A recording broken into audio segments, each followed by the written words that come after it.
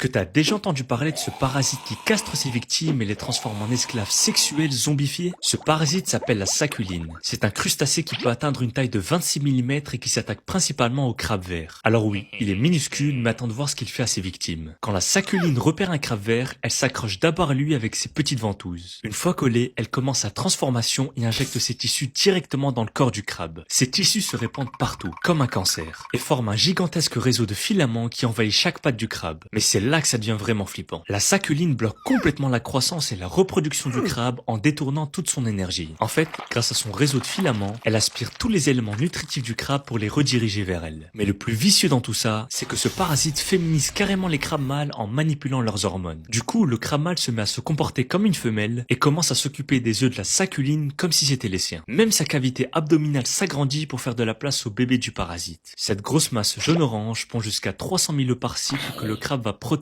jusqu'à sa mort. Mais à cause de ça, 50% des crabes verts ont fini stérilisés par ce parasite démoniaque. Et si ça continue comme ça, à long terme, ce parasite risque de menacer l'équilibre de l'écosystème marin.